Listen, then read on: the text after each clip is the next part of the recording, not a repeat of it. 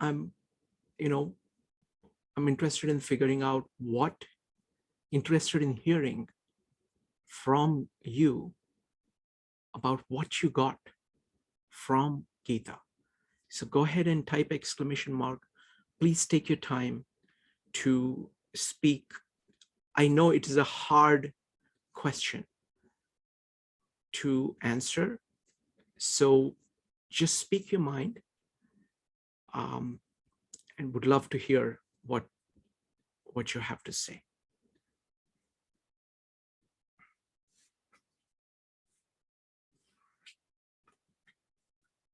Go ahead and type exclamation mark if you would like to speak.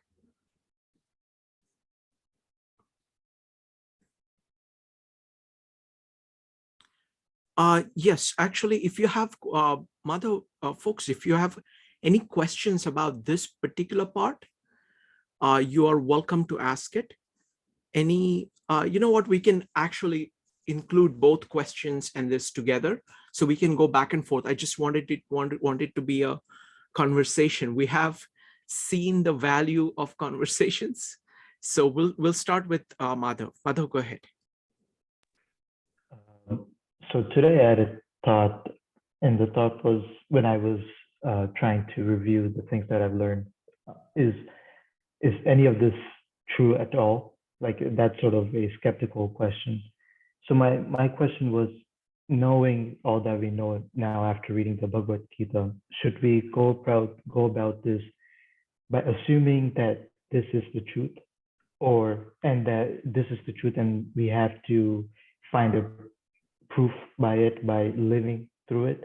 Or should we have that spirit of skepticism and try to see if this is actually the truth? Excellent question. Thank you. Yogeshwar, go ahead.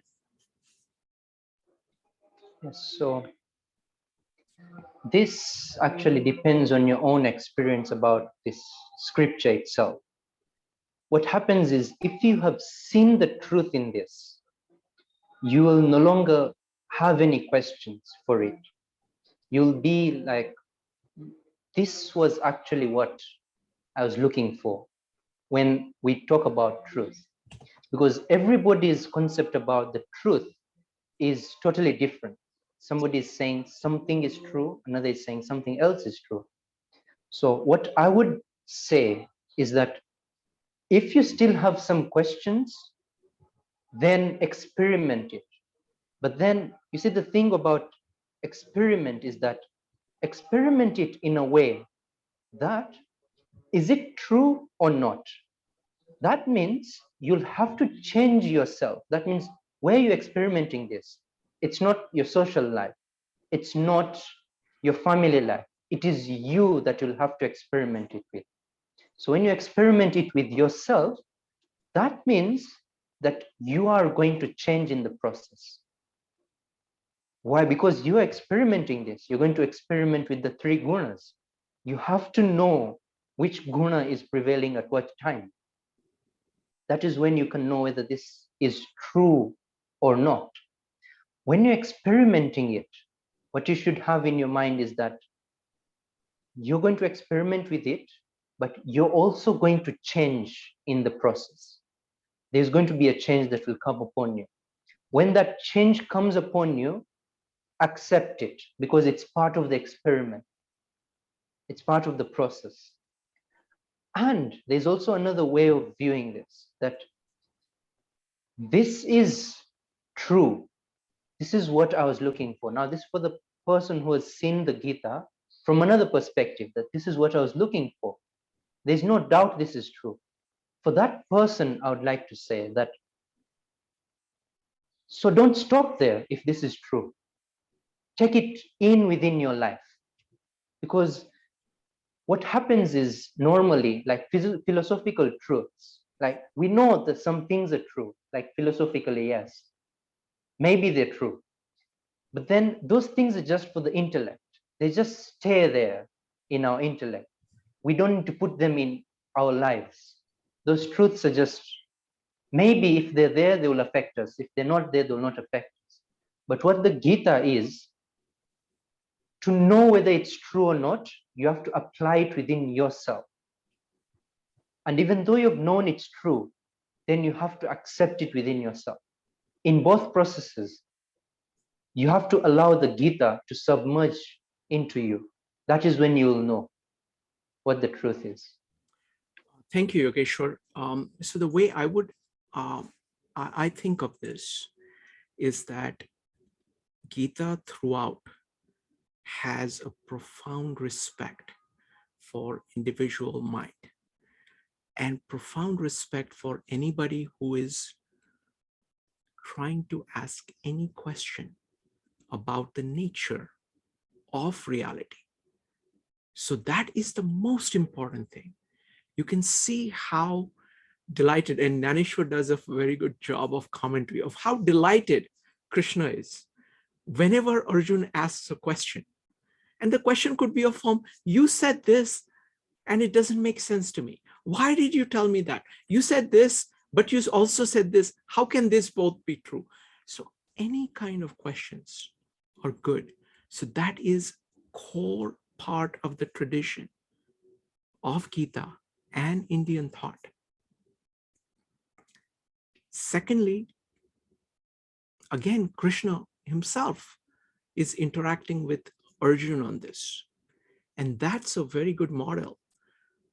Krishna says, do not do this because I tell you. Try to reach the Brahma within yourself. When you see it for yourself, when you experience it for yourself, then you act from it. So that, it's not about assuming it to be true. It is asking your questions to yourself and to others until you can see the truth of things and then acting based on that. Again, even at the final end, Krishna asks Arjuna. Krishna doesn't say, now go to war. No. He says, have you listened to what I have said? And have your doubts been resolved? And then Arjuna says, yes, I've listened closely, and this is what I think. So there is that you have to understand things in your own way, in your own time. And it does not matter how long it takes, in the sense that you want to understand quicker, but you want to understand it yourself. And thinking that kind of pretending that you understand or taking the word for it, even if you were to do it today, it's actually harmful than to take years to try to grasp the truth for yourself. So that's what I would say. Thank you, Madhav. Great question. Folks would love to hear what you think of Gita. So we'll start with Joe. Joe. So it's such a big question, and I had thought about it on like kind of a couple different levels today, and yesterday. But it's just such a challenging question because when we come here, we kind of have our perceptions changed as to each lesson, and then you see how deep they are, and just to integrate one of these concepts is very, very difficult to do. One of the things that I thought about a lot was the idea of expectation, and kind of not having expectations and kind of distancing ourselves from, and this is through not being attached to the material world, to the sensory world.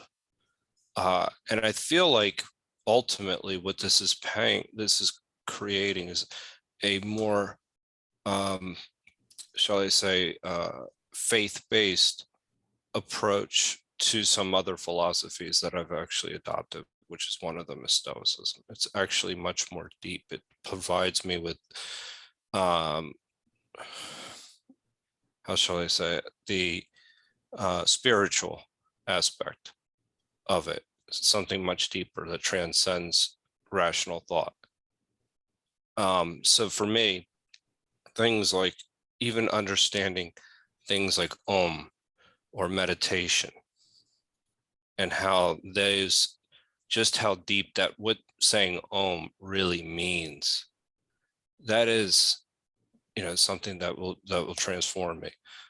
Seeing, again, I've said this in the past, seeing the God in yourself and that point of self-discovery, which I'm still working through, but recognizing that the God in everyone else is something that I continually remind myself.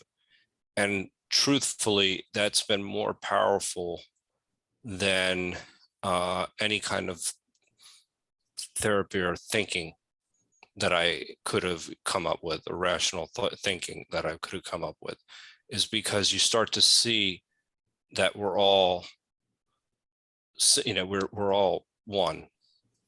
And you have this profound respect for everybody else, and no matter what they do.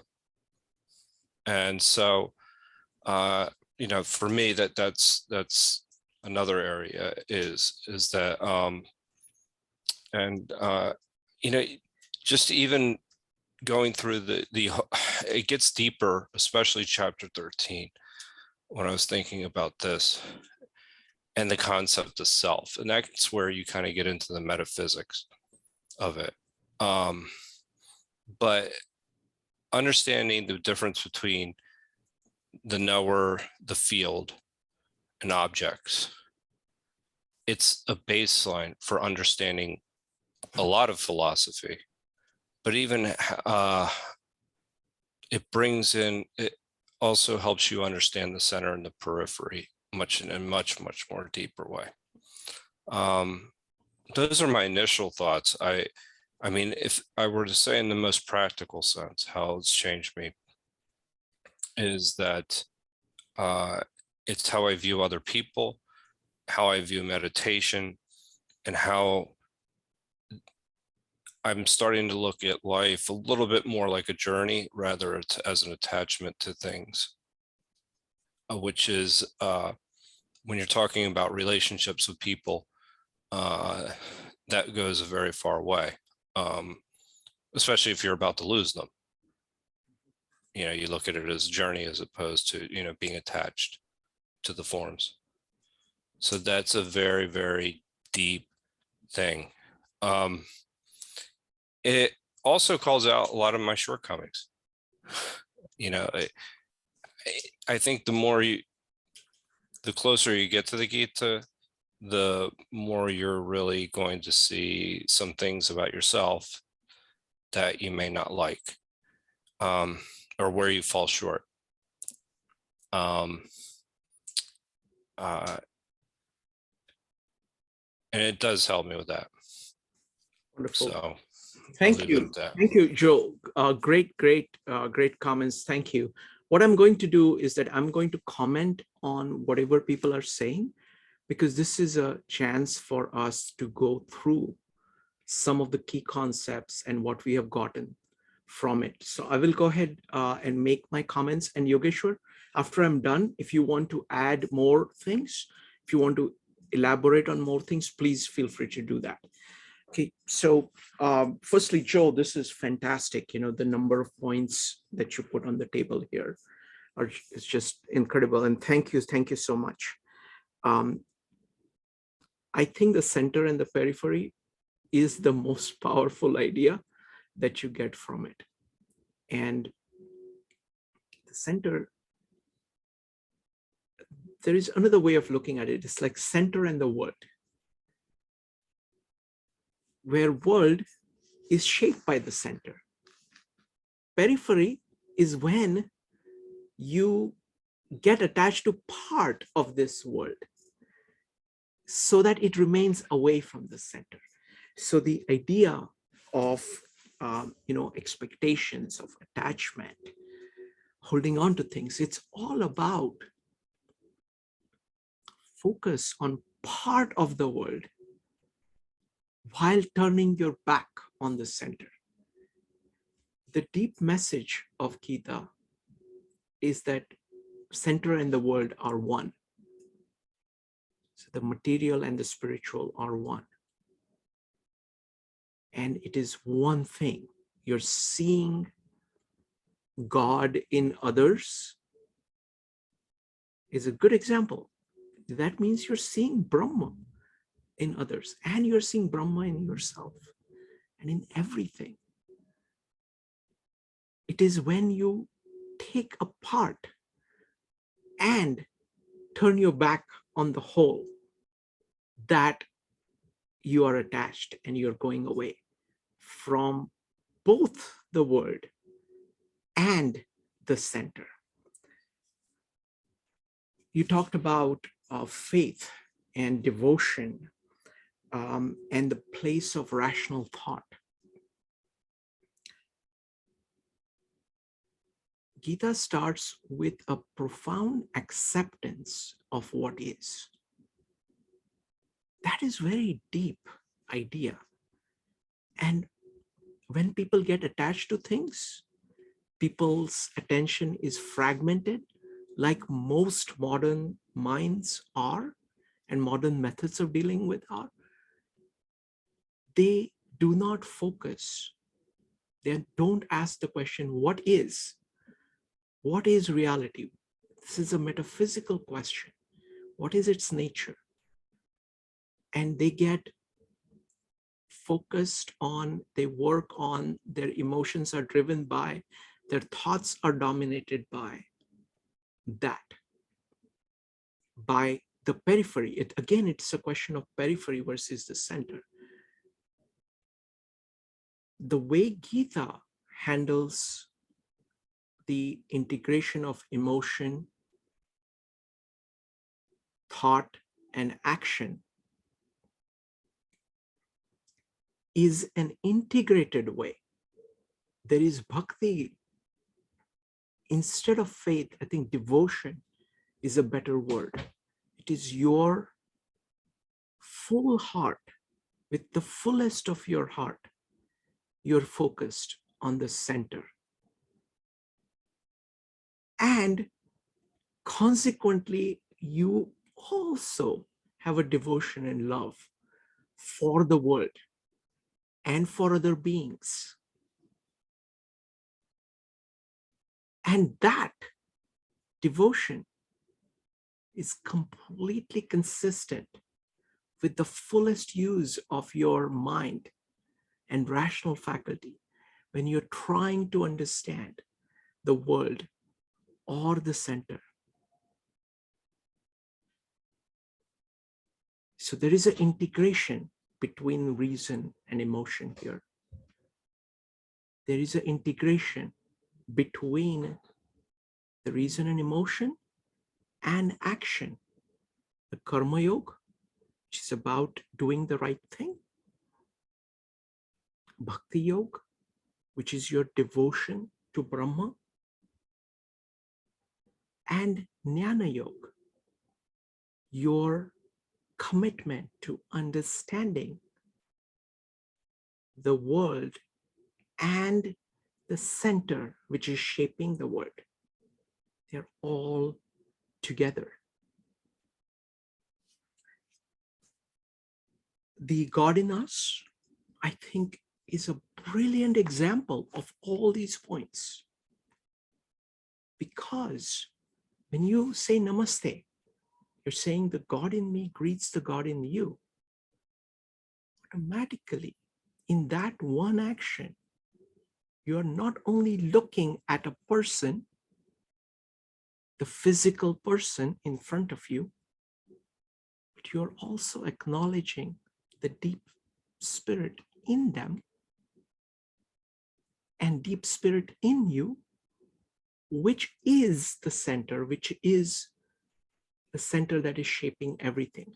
So at once, you're embracing the world and the center in a concrete action.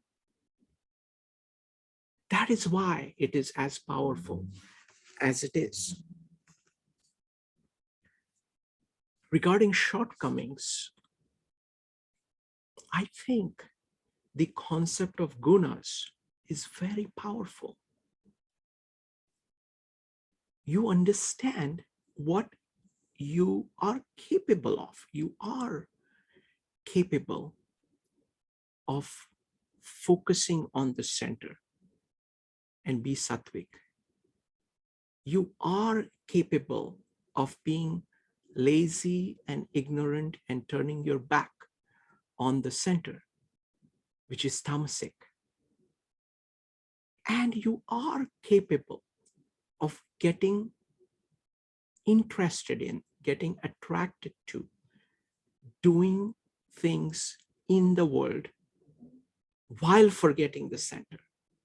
So you're capable of all these three things, and you do all these three things, and all these three things have their place in life.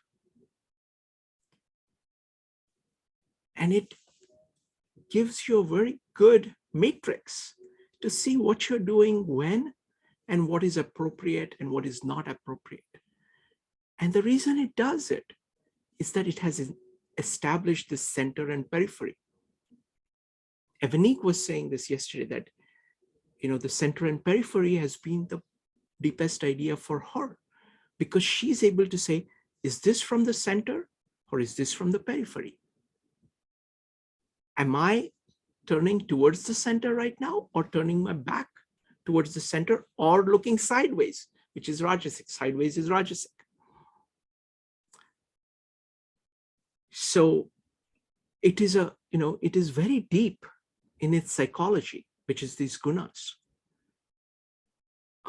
So thank you so much. Now let me turn it over to Yogeshwar. Folks, anybody else who would like to talk about what they got, go ahead and type an exclamation mark. Yogeshwar, go ahead.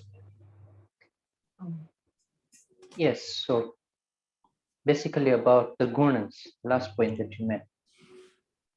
One thing to note about that is, Krishna here is pointing out that if you're such a person, this is the type of guna that will prevail in you. If you're such a person, this will happen. And if a guna is there, then particular types of activities will happen in a particular way. Why Krishna is saying that is, first, pay your attention to that. Like, pay attention to the activities you're doing, pay attention to the thoughts that you're having, pay attention to the way you behave all around, whether it's in your thoughts, whether it's in your actions, and even your emotions. Pay attention to them. Having paid attention to them, then you realize that, is this the best way to do it? Or is there a better way to do it? That's why they're categories. Like, am I at my best when I'm doing this in a particular way? Or can I give, or can I do a particular action in the best way possible? Because what Krishna says is, when you do it in the best way possible, that is the yoga itself. When you do it out of kushalata, like yoga karma sukoshalam, when you do it out of kushalata, meaning the best way you can do it, that slight hand that you can give to it to make it the best, that is when you're in the yoga. And you can't do that without paying attention to what is happening right now. So first, know what is happening right now, and then change what could be changed. Because there are also those facets of life that can't be changed. And there are those that can be changed for the better. So there should be that distinction in the gunas. Wonderful. Thank you, Yogeshwar. I'll make one more point. The Indian mind has focused on the consciousness for a very long time, much longer than the West. So the primary value, one of the primary values that you get from looking at this Indian corpus is to be more conscious. is to be more aware, self-aware. Notice things, what is going on in you more. Be able to concentrate your attention on things that you should be paying attention to. Notice when you're not. Develop the practice of spending more and more time on things that you should be paying attention to. So this entire technology of consciousness and directing the consciousness is experienced as spirituality. Spirituality and consciousness of being aware of the deepest part of you. That is spirituality. So it is one and the same thing. And this Indian philosophy in Bhagavad Gita and elsewhere is significantly more advanced than the West on this particular issue. Thank you, Joe. Great comments. Next up is Brian and Penny. Please take your time to talk about everything, anything that you want to talk about. So I'm the one who volunteered. I have a list of, I guess, insights or events that occurred in participating in these sessions. The first is the distinguishing between curiosity and skepticism. And that was really a gateway for me to being open to what was in the Gita. And honestly, it's been a gateway for me now to be open to more things in the world. I tend to be quieter too. The skepticism was the source of much of my comments. So I don't try to really compare the Gita. I just, that was my first step, was just to listen. And then when I listened, this was an event, I did recognize some of it as just absolutely true through my own experience. It's not like I puzzled it out or I saw the logic in the Gita. I recognized it through my life experience that this or that perspective in the Gita is true. And that's what has led me to being willing to explore more the entirety of it and really being open to it. Really along the lines that Yogeshwar mentioned, experimentation. And I guess the step I would add is that I think it's worth the experimentation because of those moments where I recognize the truth through my own experience. I did have moments, I think it should be mentioned, I did have moments of really bodily responses to things that were being revealed in the Gita, and that was telling, I think. Felt warm or chills or parts of me opening up. It was really quite remarkable. This different words have been used, but the idea of a witness within yourself, the witness that can that observes events which are both can be mental or physical, emotions, thoughts, events in the outside of yourself. This concept of the witness, I think, has been really helpful for me. And I guess with that, the idea that thoughts and emotions are also and can be seen as part of the external world, external to this witness, which is more constant and stable. So I guess I am interested in exploring it more and even repeating in the ways you've mentioned. But I will say that already I do have a lot of revelations just in daily life as I go through my life. The one general revelation, I'll share one general and then one very recent. A general revelation is that I feel like my lifestyle and the lifestyle of my family and most people I see around me is very intense. It's resource intense, it's activity intense, it's time intense, and very busy and active. Maybe to the detriment of other aspects of life. And I see that in a way that I hadn't seen earlier. And then there's just more an obsession with making life more intense all the time. That's a general revelation. And then, or maybe I have two here. I think there are two outcomes from the Gita that I was paying attention earlier on. Often in the conversations, what was a bottom line, and a bottom line was peace of mind. I think peace of mind can be like a signal or a sign that you're on a good path, as regards the Gita. And I don't want to say that the awareness is equivalent to peace of mind. That's not true. It could be tamasic or other things, but I think it can be is included in the sattvic approach, the peace of mind. And the other one is that the strength that's Srikant just referenced it through the karma yoga, but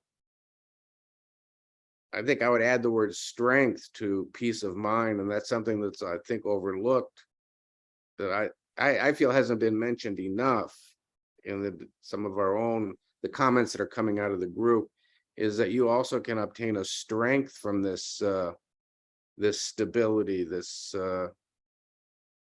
following these paths. And then just my most recent revelation, it just, like I say, it's almost daily. Today I was reading, I subscribe to a good news network. I read good news, not necessarily bad news. And there was an article posted from the Harvard Business Review on how to increase your productivity. And this article was taken from a guide. It was all about meditation. Meditation increases. This is for business managers, and it was written by Harvard Business School professors. They said they've been working on this for the past 25 years and put it together in a book of 4 or 5 articles called The Guide to Productivity. And it really reads like the high points, or 5 of the high points from the Gita: concentration, focus, witness, meditation. So it's just, that's so striking to me to see that today. So that's all I've got. Wonderful. Thank you. Thank you, Brian. Again, Yogeshwar, I'm going to make my comments, and then feel free to comment on anything that you would like. And folks, we'd love to hear from everybody. So it doesn't have to be elaborate. Even if it is short, it's fine. Whatever comments you have. First point you made about curiosity versus skepticism. The skepticism is all about saying no, and curiosity is all about saying yes. Curiosity is saying yes to the world, yes to the core principles, and mind focused on getting to it. Whereas skepticism is saying no to everybody. It's a very elaborately self-deceptive way of saying no without actually saying no. So I think curiosity it captures it. It's curiosity about the world. Second is, you said that you saw it as true through your own experience. And that's exactly what Gita and the entire Indian tradition insist. It is not asking you to believe blindly.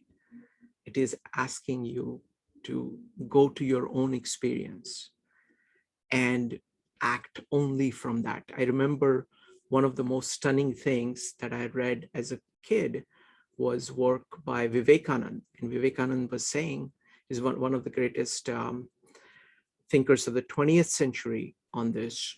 And he was saying that please do not listen, please do not take anything I'm saying to you as the gospel. Please question everything and accept only those things that you yourself can ground in your own experience. It doesn't matter how little it is or how much it is. If you can't ground something, do not accept it. So that is very powerful point. I really liked your point about bodily responses. This is integrated, the mind, emotions, actions, and body is very much part of that. So absolutely, that is very natural consequence. Also you said that you have daily revelations, and that's exactly it's a tremendous sign of that's what an active mind will do, because these ideas are so deep ideas that connection between that and your everyday life will take time to unfold, because you have your old ideas of how you think about things. And as you master these ideas, you end up seeing more and more. And every day, if you are attentive, you will notice something, multiple times a day. So absolutely. You talked about the witness that observes. That's a very deep point. The seer, it is your consciousness, it is your ability of being aware, and it has a steadiness. So in chapter 2, they talk about sthita prajna, where you have this steady intelligence, steady wisdom, and everything is kind of passing by you. You are not ignoring it, but you are not swayed by it. Your consciousness remains when the thoughts, the actions, and emotions pass through you, pass over you, you remain. You talked about the modern American life as being resource and activity intensive.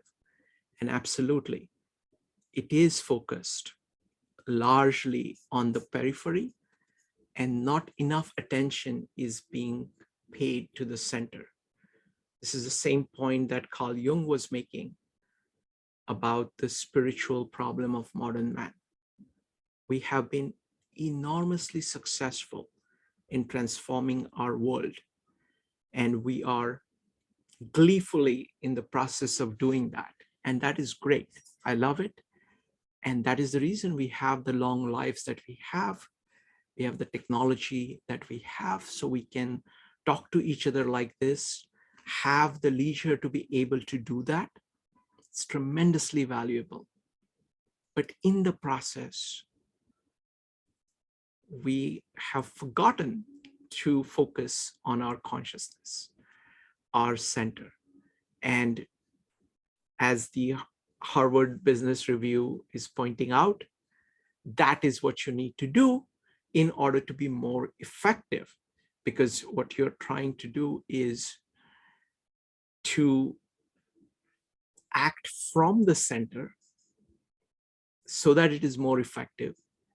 Instead of just going round and round, it is being able to move from the center. So You describe things in terms of peace of mind and strength. The way, connecting this up to the idea of center and periphery. This is all about being able to stand at the center. That's where the peace of mind is. Again, Gnaneshwar is beautiful at describing this, that when you are at the center, you're at the source of everything. You have peace of mind because there is really nothing that you need to worry about. You have strength because you are at the source. So it's a way of moving towards the center. And closer you are at the center, to the center, you're able to get to the center, the more strength, the more peace of mind that you have. Yogeshwar, would you like to add anything? So the point on bliss that Brian talked about. Yes, even in the Yoga Sutras, it says that when you do these types of yoga, you'll get to bliss. Now, the way Brian pointed it out was the right way to look at bliss, because what happens is when it's pointed out in the Yoga Sutras, it feels like we should go to do the yoga for bliss. Rather, the way Brian put it was that while you're going on the way, bliss is a sign that you've reached somewhere on the way. That's how they put it. And that's the right way to put it, even in the Yoga Sutras. It's like a signpost on the side of the road, and it's saying that, yes, only this much remaining to go to your goal. So it's that kind of sign, rather than going for bliss on the way. Because now what will happen is they will get stuck on the bliss rather than going on the way. Thank you, Yogeshwar. Next up is going to be Brian Allenby. Thank you, Shrikant. It's not going to be easy for me to talk, so my voice might break up any minute, but I will try. I'd like to start really with my history with the Bhagavad Gita. And I first read the book, must be 25 years ago now. And I've gone through the subsequent years, rereading different versions, trying to get deeper into it. Interestingly, I always go back to the first version I ever read. I now have, I have many copies of the Bhagavad Gita, but I always go back to the first one, which always provides the clearest understanding for me. However, I cannot say I ever got the depth of understanding that I'm getting now. One revelation to me was when you talked about the Janeshwari, which I got a copy of that. I've been trying to read that. I'm finding it hard to get through, but I'm trying to go through that. And that's finding an even deeper level. What I've done over the past few months, we've been doing this, is I succeeded in attending the first several sessions, but then sort of life and etc. got the better of me, and I missed quite a lot in between. The past 4 or 5 sessions, I've managed to start catching up again. But what I need to do and what I intend to do is go back at the beginning on these sessions and go through them again to try and get even deeper. Because what I found over those 25 years, what I find I'm doing is I'm reading and then rereading and not really getting the depth that I would like to. These sessions give me the opportunity to do that. I haven't achieved that yet with any of them, but these sessions give me that opportunity, particularly with the comments from Yogeshwar, which are very deep, very interesting. So my task, he doesn't, although he finishes in 3 or 4 sessions, it doesn't finish for me, because I would really like, I fully intend to start again and go through to get a once and final deeper understanding, which I didn't, over 25 years, I did not succeed in doing. Okay, thank you.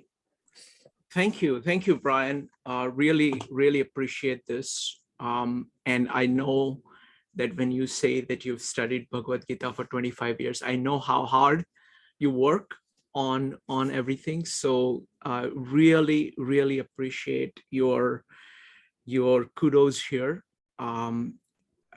Firstly, I think, Yogeshwar has done a fantastic job here. It's kind of combination of knowing the text in Sanskrit, having absorbed, studied multiple commentaries in Sanskrit by people like Shankaracharya, Ramanujacharya, and then integrating it in his own way, and then presenting it very simply.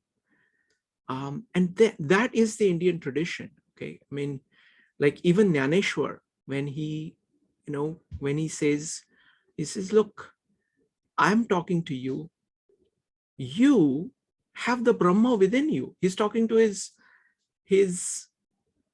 listeners. He's saying, you have the Brahma within you. You have the sun within you. I'm mere, firefly, and I'm just trying to throw some light, and you have the sun within you. So go back to that. So, and this is Jnaneshwar, okay? So this is the Indian tradition of learning, what Yogeshwar is doing. So I have kind of this combination of reaction. Firstly, I'm just tremendously grateful and tremendously happy and very impressed. But on the other hand, I'm from the Indian tradition also. And for me, it's like, of course, that's what you do. What else do you do? And that's what you keep doing all your life. It is not just a part of it. You keep doing all your life. And so in that sense, you are seeing the authentic Indian tradition taking on this work. Okay, and that's what it is. And that is part of this work itself. So this tradition came from works like this. And that's what you're seeing. And that's the depth of it. And I strongly encourage everybody to, do what Brian is doing, of going back through all these recordings. I mean, we have an incredible technology of YouTube where everything that we have said is there. And you will notice the same thing that you will notice in Bhagavad Gita itself, that every time you go back to it, you learn more. So I definitely encourage you to do that. Also wanted to say something about Jnaneshwar. For me, reading Jnaneshwar was a humongous step forward. It was very long process because Jnaneshwar writes about, for each verse in Gita, he writes something like 30 to 50 verses in Marathi. So it's much longer work. But he's doing something that has not been done before. He's writing in a vernacular language, Marathi, my language that I grew up speaking. So also doing something which is even more remarkable.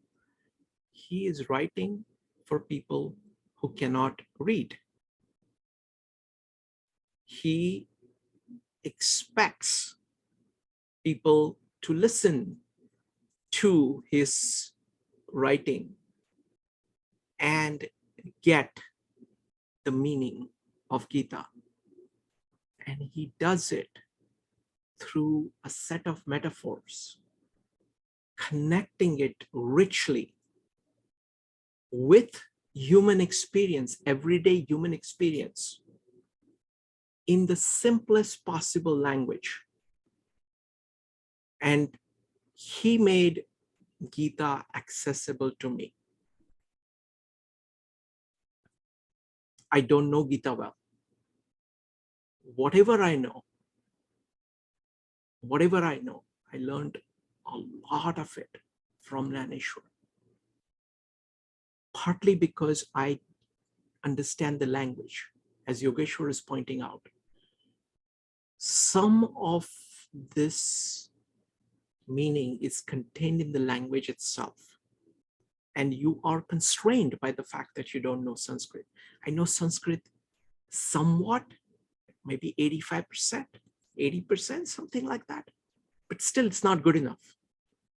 Marathi is derived from Sanskrit. So all the words are derived from Sanskrit.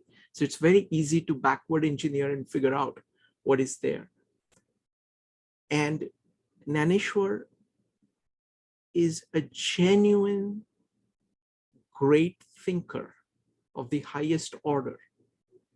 His combination of Shakespeare, he transformed Marathi language more than Shakespeare transformed English.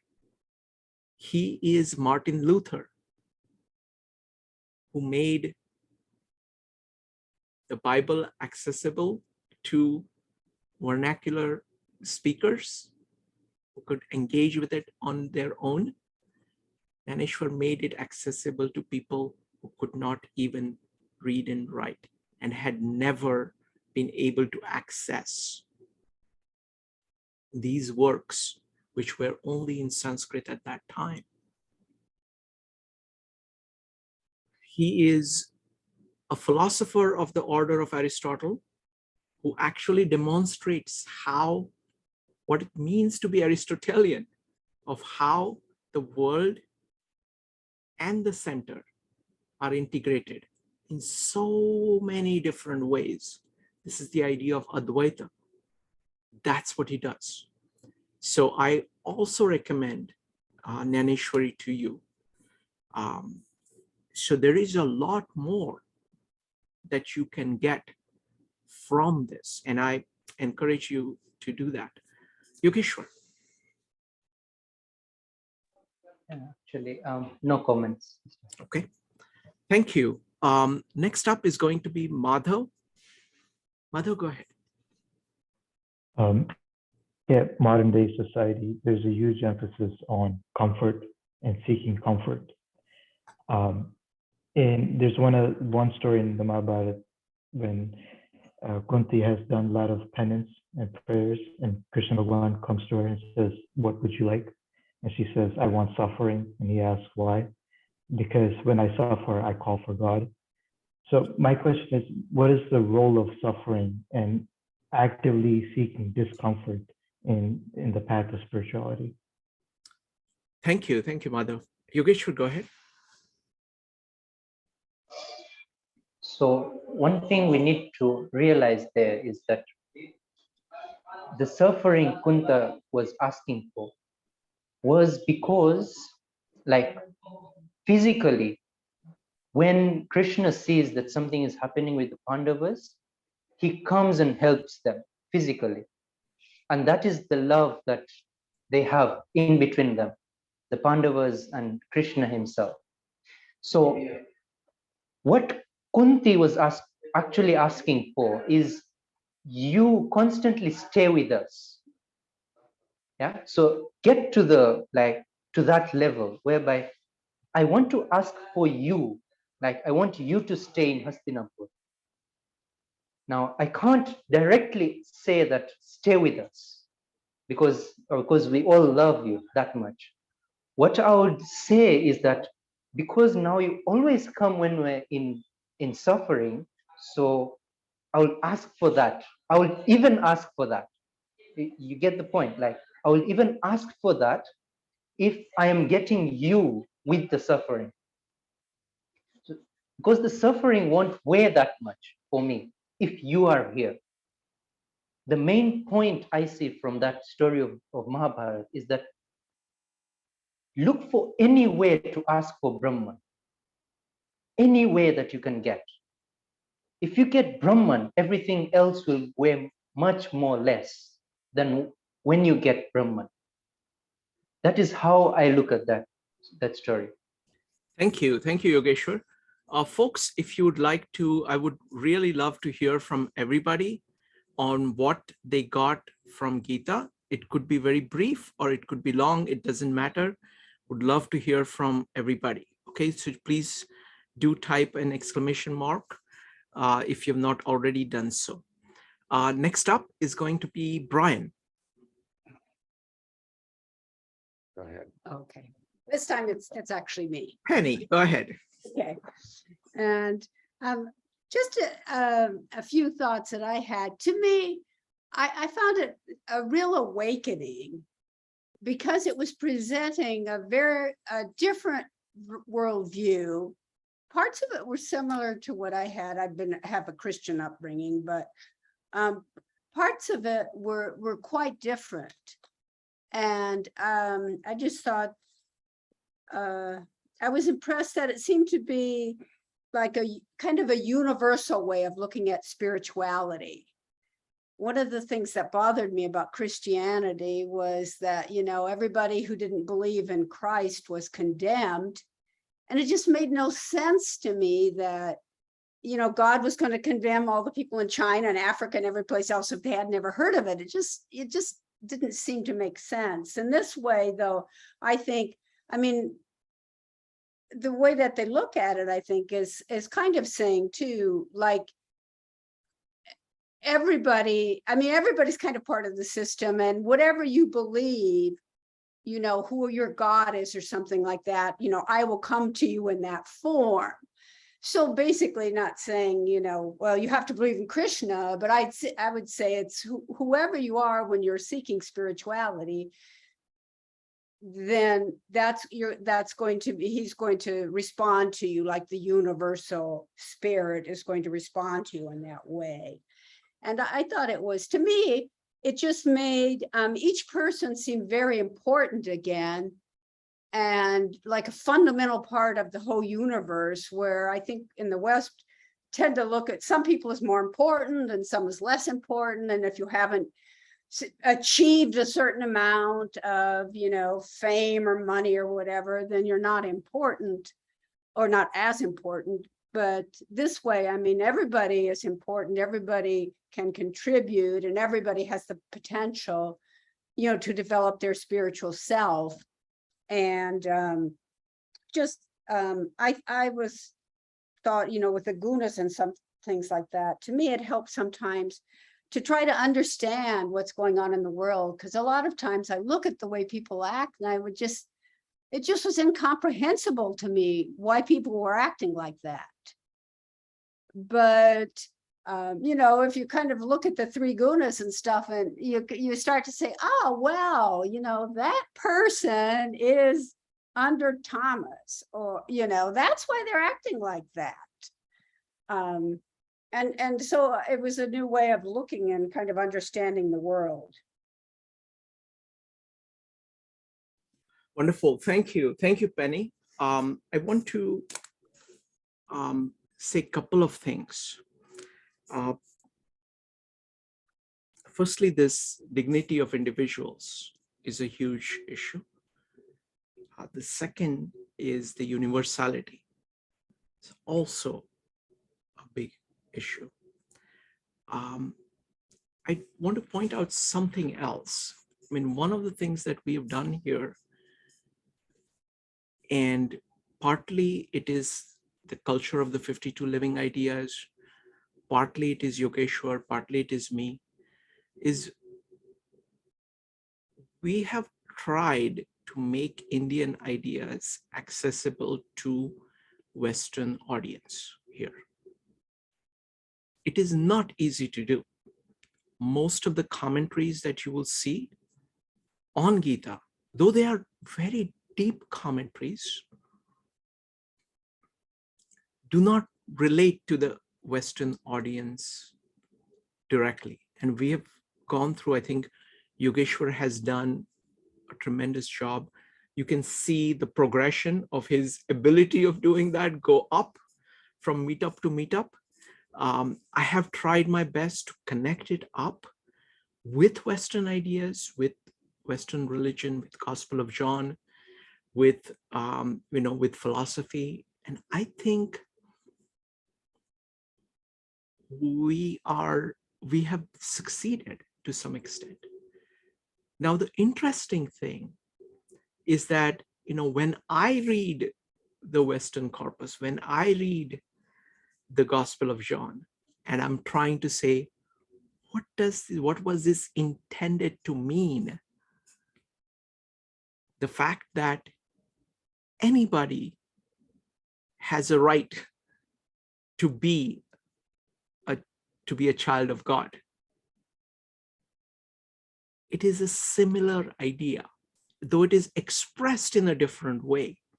The intention, when the ministry starts, it starts with this woman in Samaria. Samaria, not Judah. A woman, not a man. A woman who has had 5 husbands. So the idea that this is accessible to everybody is there. So there are very, very deep similarities. And in some way, as you and many of you who are familiar with Bible are seeing some things in Gita, I am doing this, I'm seeing the same things the reverse way. I'm seeing that, oh, this is exactly what Gita is saying, though in different words. So all the differences are many of the differences are relatively minor.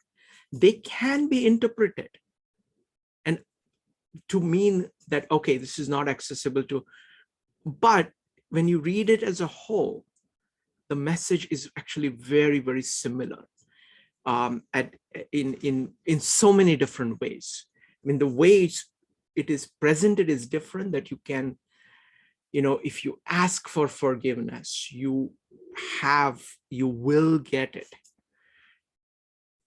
Ask and you shall receive, that Jesus has already taken care of all your sins. So there are different ways of formulating it. Like Gita talks about it in terms of cycles. You can go away from it and then you can go towards it.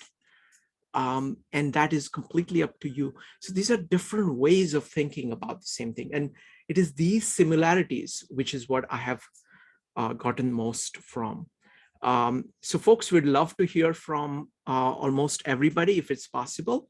Let's go with Andrea next. Andrea. Okay, sorry, just a minute. Sure. I'm trying to, okay. Yes. Thank you. Hi, everyone. I'm new in this group, so I will be very succinct and perhaps repetitive. I joined this group, and when it was read in chapter 17, or almost at the end, right? I'm a little bit familiar because I practice yoga, like, in the Western tradition, all right? So that was not something that I haven't heard. But what I like to focus here, sharing, all right, with you all, is the metaphor of the battlefield. Because I joined the group when I was like Arjuna in the middle of a battlefield. And I was looking for some supporting group in the meetup. And I thought that, okay, I've already read some Gita before, but we are always rereading because we are always in different stage. So what I was understanding from the battlefield is that we are very much limited to the borders of this field in our everyday. And with the Gita, with these conversations we have had, I start thinking of this battlefield without those borders and transcending this battlefield, which these make us, like in a battlefield, you have this illusion that you are constrained And then you feel yourself stuck in this field. And with Yokshua and the conversation here, I start looking that battlefield, it was an illusion, and that we should move beyond that. And that is, in our everyday, whatever we are going through. So we start getting very limited in our perspectives. And then we are caught by the illusion of these frames that we construct around this battlefield. And I think the Gita wants to show that things there's no frame, there is no field, and we can transcend them. But it's very hard for us. Wonderful. That's what I get, and that's how it helps me to go through my battlefields these days. Thank you. Beautiful. Thank you. Thank you so much. Yogeshwar, would you like to comment on the concept of battlefield here? Yes. So the concept of the battlefield, that is constantly there. Like, for example, there's an example given, like in our internals, like in our emotions or in our intellect, in our mind, there's constantly this battlefield going on. Like, what is right, what is wrong in any decision, which way to take. And the way you take will be one of them. You can't take all the roads that your mind presents to you. You have to choose. But then in the middle there, you realize that there is, even in the battlefield, even within the battlefield, there is some concept of the eternal. There is some concept of the center that is there. And that not only helps you to choose, it's not only like a helper for you to choose, like which one to choose, but then it gives you the freedom to choose whatever you want, having the knowledge of what is right and wrong. The first thing it does to you, it just imparts the knowledge onto you. And then you have this clarity about that, obviously this is what I'll do. Right? There's no question that should I do this or this. It will just like, obviously I'll just do this, because it's just so prominent that if you have the knowledge, then this is what you'll choose. And then another thing about the battlefield, that is true within each and every one of us. But then there's also this way of interpreting the Gita, that the Gita itself, like the Arjuna and the Krishna, the Pandavas, the Kauravas, actually never happened. But then you should understand how Indian tradition is laid out, whereby there's different categories for everything. There's the Vedas, the Upanishads for knowledge and karma kand. And then there's the Puranas, yeah, that show you things, but metaphorically more. Like the Puranas are there for that. And then there's something like Itihasa, where Mahabharata is, where Ramayana is. And see, Itihasa has the word iti in it. Means what Itihas actually is that Purvam Vrutam means that it should have happened before. And that's the word iti, meaning that this had happened. And we have had an end for that. So that is what iti is meaning. That means what Mahabharata and Ramayana and such texts are in line with is that something that actually happened. Something where there was a battleground and this really happened, the Gita really happened. If it was a conceptual thing or metaphorical thing only, like this is something that happened and then you can take it metaphorically, that's fine. But then if it's only metaphorical, only something that may have happened in some abstract way, the rishis would have put it in the Purana aspect, because that category is there.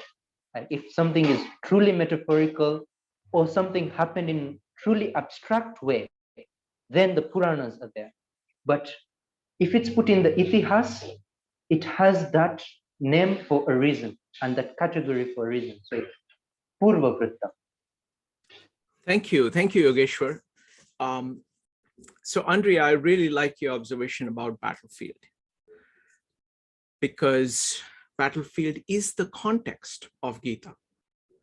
You know, Gita starts with Arjun asking Krishna to drive the chariot in the middle of these two armies, ready to go at one another. That's where it starts. Also note the state of Arjun in the beginning. All the ideas that he has, he's confused about. He doesn't know what is right or wrong and what is proper. All his emotions are in turmoil. He's saying, how can I attack my grandfather on whose knees I grew up and my most revered guru? His hands are trembling. He drops his bow. He's incapable of action. That's where it starts. Where does it end? The last thing that Arjun says is that all my doubts have been resolved. I now know what I need to do, and I will do it. And Sanjay comments that wherever there is Krishna and Arjun, in that state, the victory and glory is already there before even the battle is engaged. Gita is about that transition. You can see the point in chapter 11, when Krishna shows his destructive power and creative power at the same time. All these are parts of the world. And only when you get attached to a particular outcome that this concept of battlefield arises.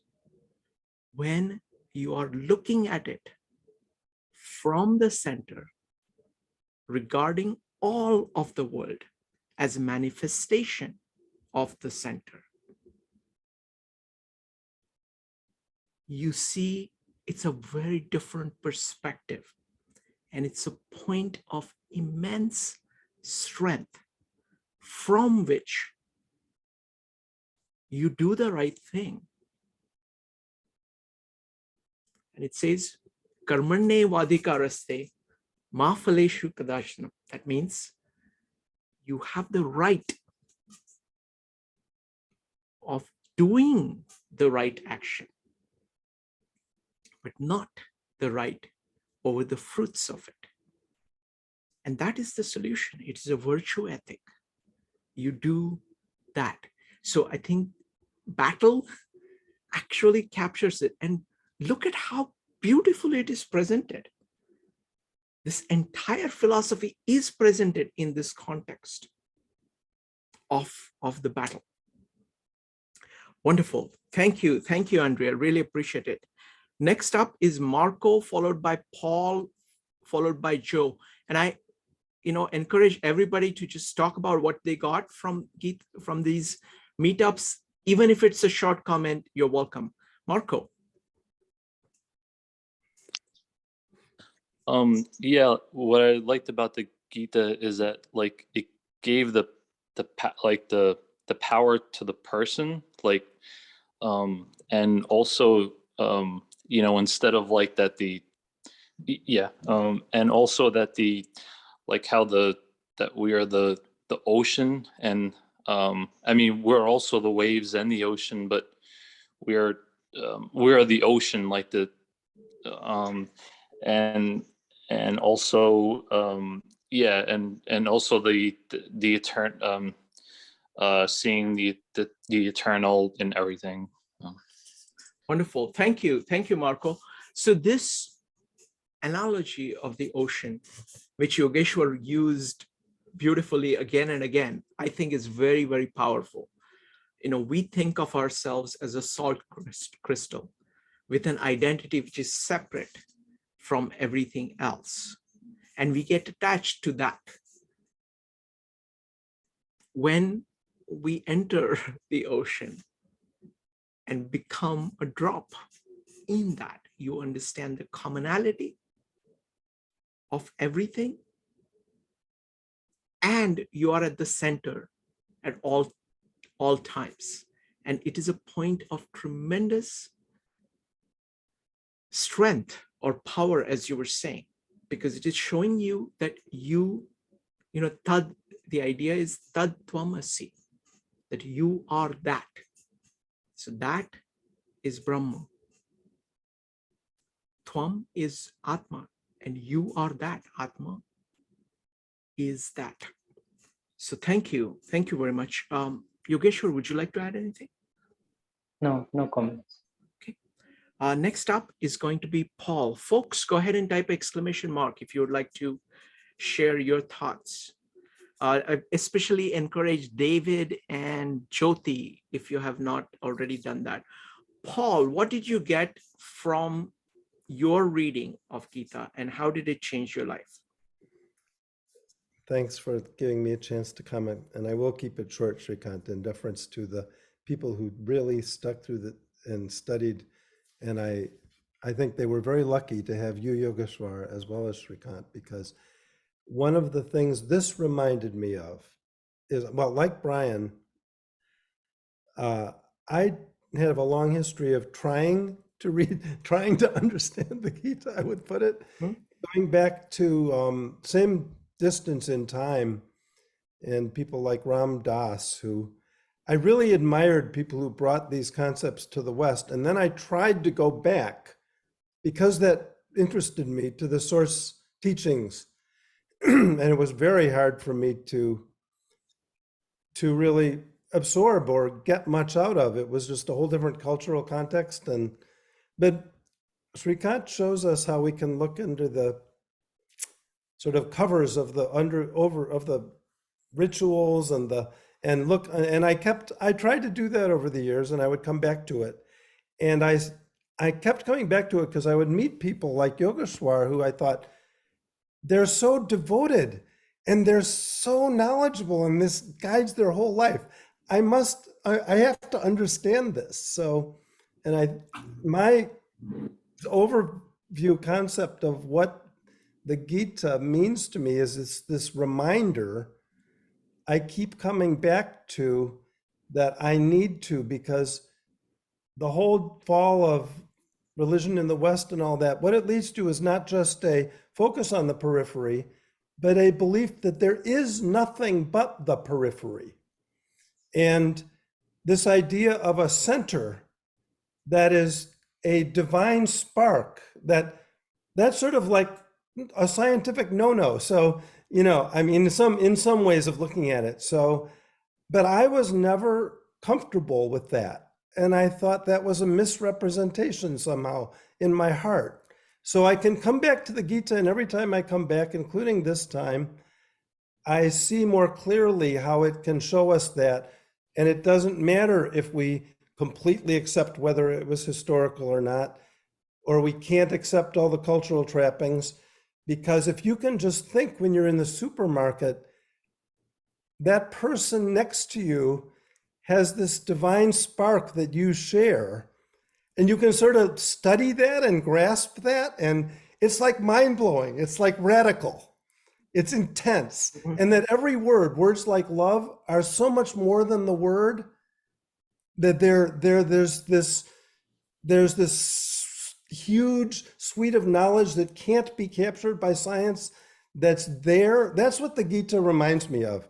And coming back to it with you for just a few days helped me do that. So thank you.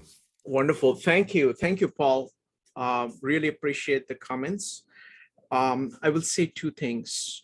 One, in terms of making Gita accessible, the primary reference that I used in English to understand Gita was Sri Aurobindo. I recommend that very highly, very highly.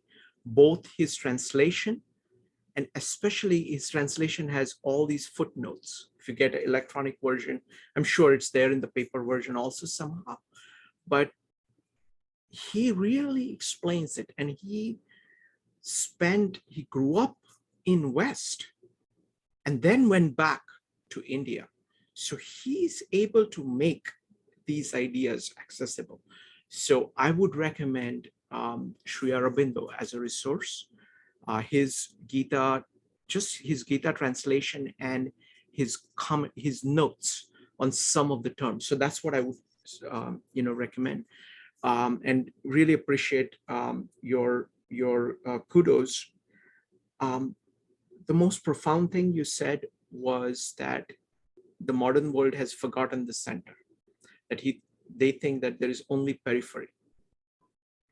And actually that is not science either, because if you look at the science of people like Newton or Einstein or Darwin, they are looking for eternal principles.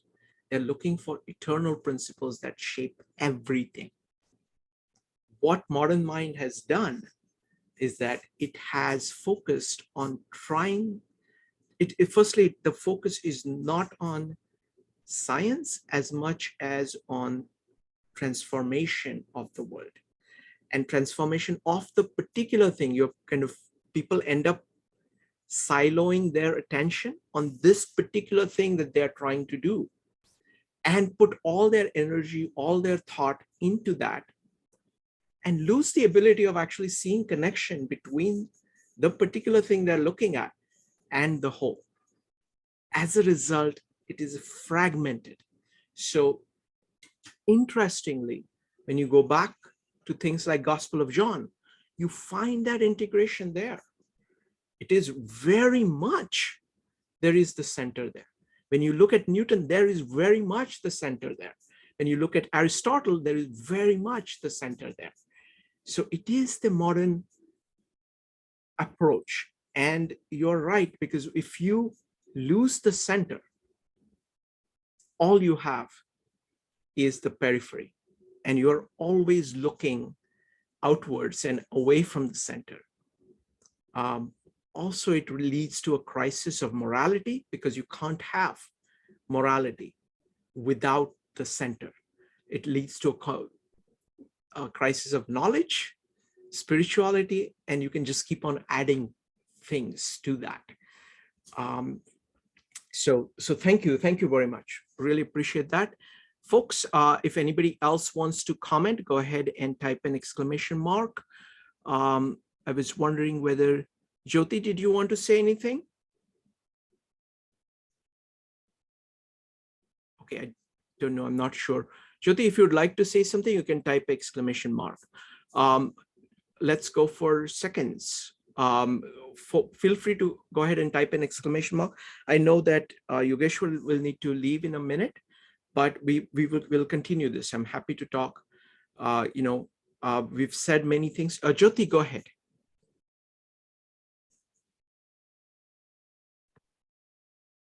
Yeah, sorry about that. I went to get the blanket from the other room. My room is getting cold.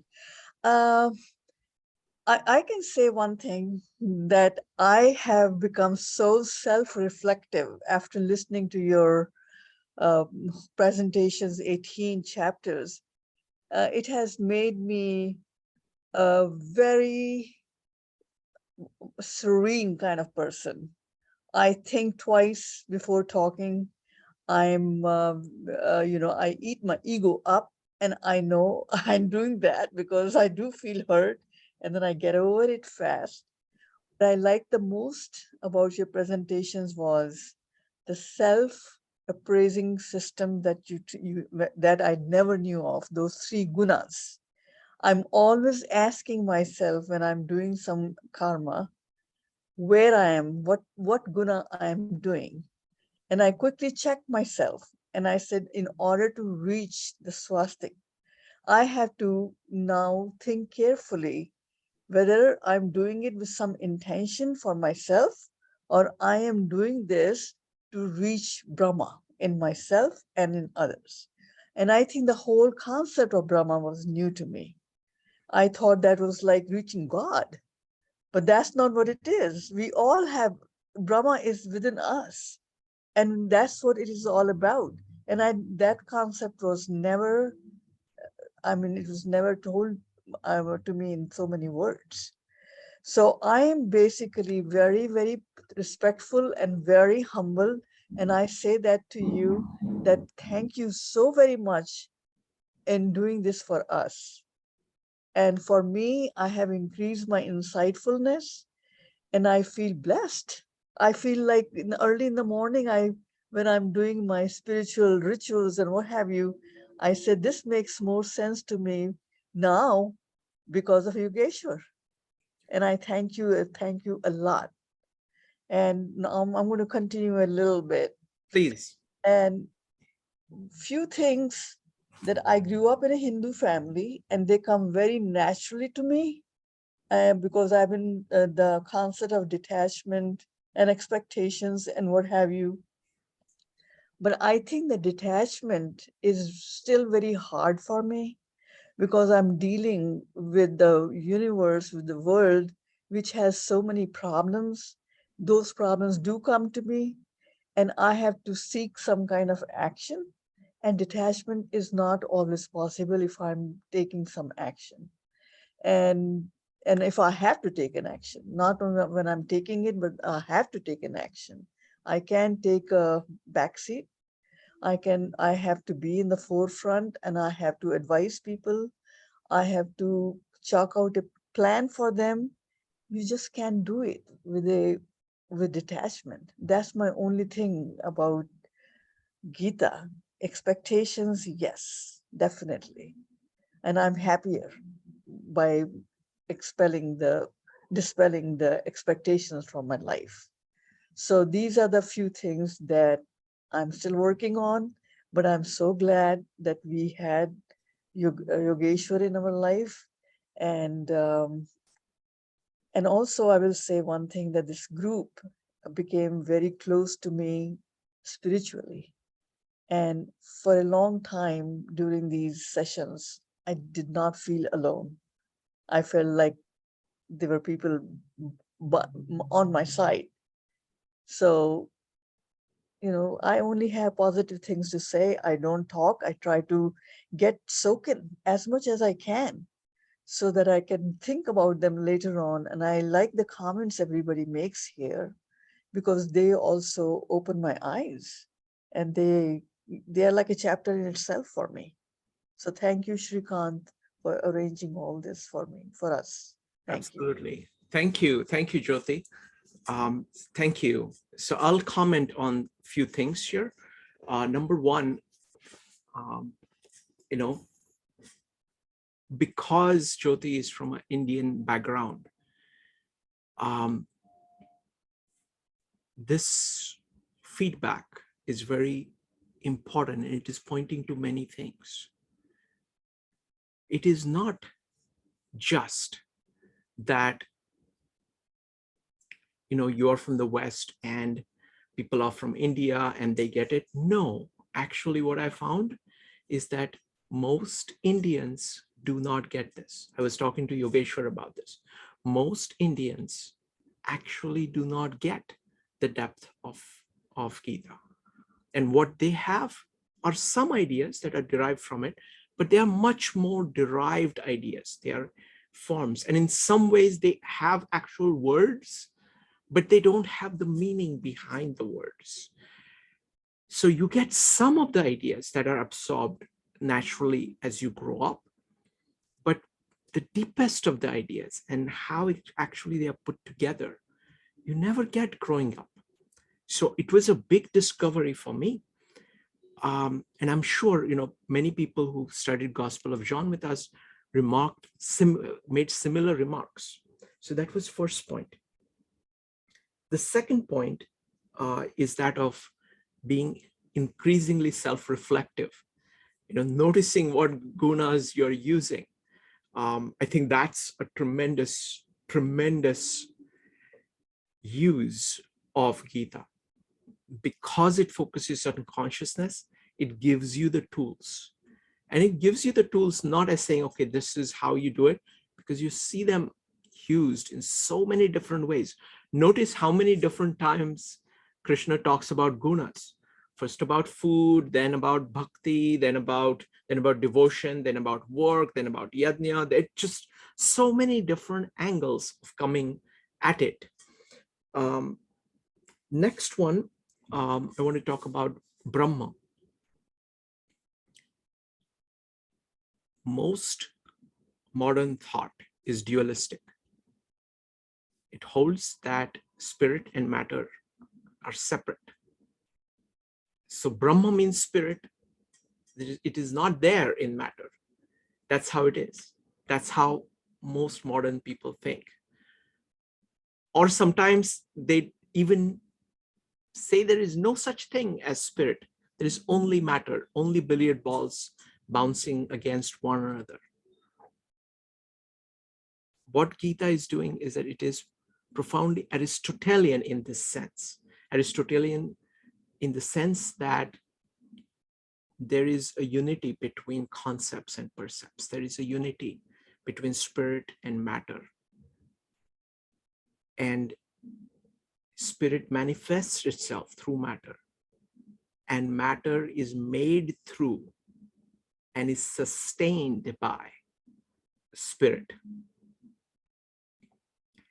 That view is very profound.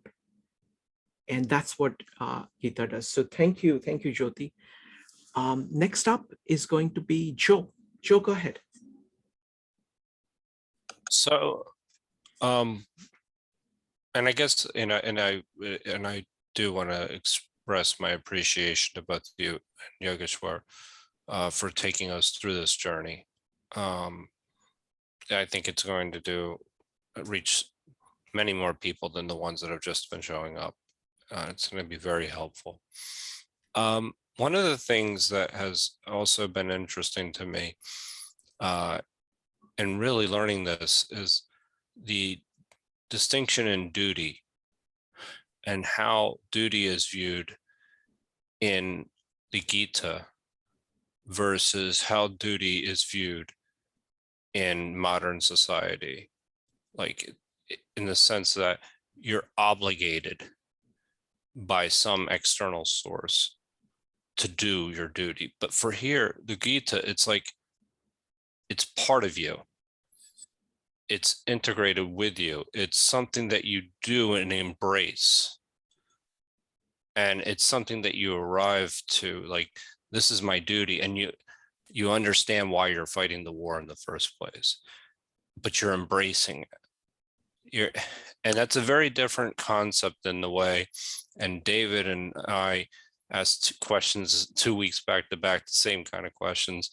And it was just, but they're based on that. It was kind of our confusion.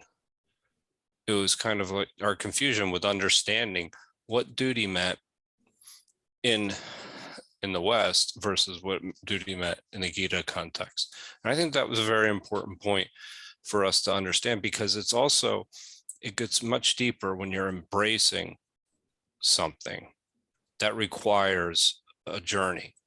You're embracing your core.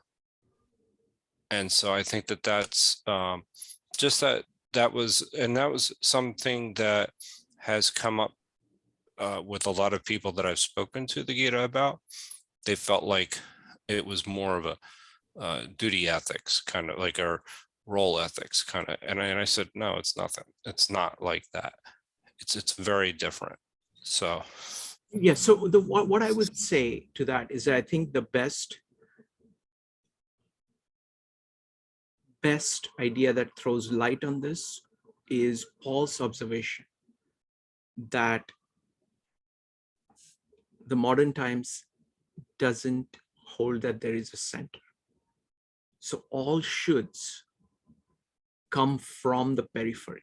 So you're just reacting to one another and you are being pushed around by one another. The idea of duty in Gita is all about acting from the center. So you understand the Brahma and you act accordingly. It is very similar to the idea in the West in Gospel of John. It is very similar to the idea in Tao Te Ching that you act according to the Tao. That's what you should do. Not dealing with 10,000 things. Because the modern world does not have the concept of center, it does not have that way of thinking. This is virtue ethics. Virtue ethics is not there it cannot exist without the center. It is a metaphysical, the center is a metaphysical idea.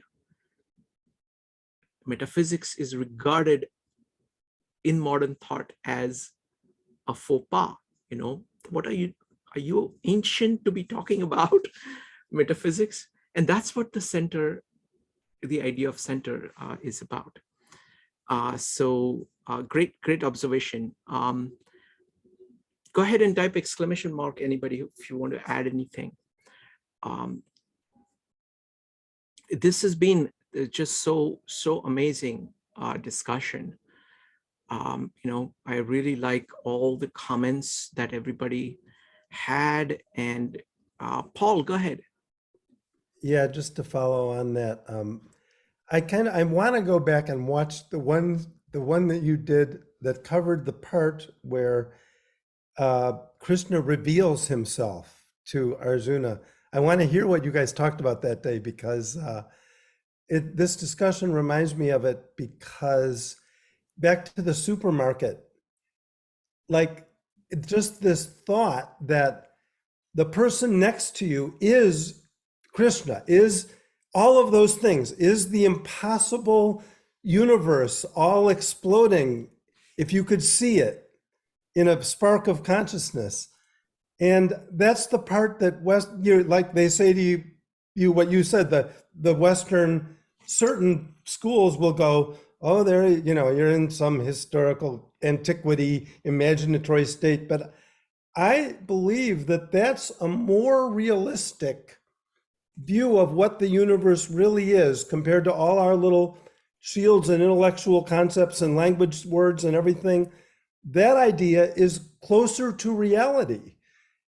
So if you believe that, and then you need these kinds of books to sort of legitimize it in a way, and it makes it seem even more true, so, and it cannot be disproven by any sense of theory that the brain is nothing but neurons. That's the counter argument that you brought up, Shrikant. So we're kind of those of us who feel that that's where true inspiration comes from, that there is a center, we're up against a bit of a dilemma here with modern ways of thinking that aren't in that direction. And I don't know what else to say about that, except poetry helps. Thank you, Paul. So I would say another way of putting it is that all these works, Tao Te Ching, Gospel of John, and Bhagavad Gita, says that there is reality, and you start with it. The modern view says, no, there is no reality. You just have impressions. And that's what you start with. It is a fundamental division. I want to say that chapter 11, what Yogeshwar did with it was just outre, just way out there. That is the first time I said, wait a minute, I did not even get 10% of this chapter when I went through all of it, using even Naneshwar's commentary. Because what Yogeshwar did, and I strongly recommend that, those things. I think that is some of the best, not the best, but in terms of, I did not understand what the chapter 11 was trying to do when I read it multiple times. What it is doing is that it is saying that the center is manifested in the world. And let me show you how. That's what it is doing. And the way Krishna does it is that he shows it to you in so many different ways. And it's such a rich presentation. But in order to get the full impact of it, you need to know a lot about Indian culture, because it is based on the Indian context. He's pointing out, you see there, you see Himalayas? That's where I am. You see this particular Rishi who was really good at learning. That's where I am. And what Yogeshwar did was that he gave all the stories fully. And that was just priceless. That was just priceless. So I recommend that very highly. And that is where this integration, this Aristotelianism of saying that the center is in periphery, this integration of form and function really shows itself. So you zeroed in on the right point, and that's actually where Yogeshwar did some of his best works. So thank you. Next up is Brian and Penny. So I just share a thought I had during tonight's session. Please. Shows how the learning continues. We heard a lot about us being drops of water falling in the ocean, or crystals of salt into the ocean. Then it struck me that we started out as being in the ocean, and then we became a drop of water. And we started out, if we were salt, the crystal of salt, we started out dissolved in the ocean, and then we became the crystal. So just we're getting back to where we were when we drop, when we stop seeing ourselves as drops or crystals. Wonderful. Thank you. Thank you, Brian. So folks, what we are going to do next is I want to wrap up this series in the right way. It has been tremendously transformative for us.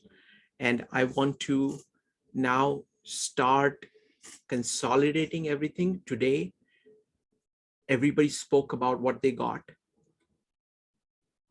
Next, on Thursday, coming Thursday, Yogeshwar is going to do a chapter by chapter summary of Gita. Key ideas. So please review Gita. Please reread it or listen to it. It's very short, as you know. You can listen to it in 2 hours. Go through the entire thing. And for each chapter, identify what really struck you, what really remains with you. Then hear Yogeshwar talk about all the 18 chapters, and we will go ahead and discuss concepts. So try to formulate it in terms, I recommend that formulate it in terms of concepts or statements, like either a concept, like you can say concept of Brahma, or you can come up with a principle like Tattvamasi or Karmaneva Adhikaraste Ma Phaleshu Kadashanam. You have right over the action, but not over the fruits. Anything that really strikes you as being, okay, this was transformative in this chapter. And do that chapter by chapter on your own between now and Thursday. Listen to what Yogeshwar has to say, and we will have a discussion chapter by chapter. And we can continue. I will aim to finish that in one meetup, but I'm expecting that a lot more things are going to come out of that. And so using whatever happens there, I will go ahead and plan the Friday meetup, which is also going to be like wrap up of Gita. I will discuss with Yogeshwar about different ways we can, what's the right way to wrap this up. So let's use next Thursday and Friday to wrap up Gita the right way. And I have to tell you that, it's been a amazing journey, and I'm really grateful to each and every one of you, because the questions that you have asked, and the thing is, we can do, this is a very deep work, and each of us can do only so much. And if you actually hear what the other person is saying, their comments, their criticisms, their questions, it makes you think. So thank you very much. And I want to tell you about 2 meetups coming up this Sunday at 5 o'clock. Sunday, 5 p.m. Eastern time, we start on Faust. It's going to be an introductory meetup, so you don't need to have read it. We're going to do a 10-part series on Faust. And at 9 o'clock, we're starting a series which is very unusual, we have never tried this before. And it's going to be an introductory meetup about that series. It's about a book called Clear and Simple as the Truth. We were saying that truth is not considered to be modern. And this is definitely not a modern way of thinking. This is actually showing you how to write, how to speak, and how to think in a way where the center and the world are dealt with together. How do you use the world as the foundation to talk about the center, so that everything that you write and say is grounded in experience, and you can blend in the deepest of ideas in the presentation itself. It uses the ideas of metaphors that we've been studying in Owen Barfield, in Julian Jaynes, of how the brain functions using external metaphors, like grasp with the hand, moving to grasp in the mind, and then moving out again to grasping a business, which you cannot grasp with your hand. So this process of taking something which is perceptually observable, using it as a metaphor to point to something inside our head, a very deep concept, and then applying it to the world itself.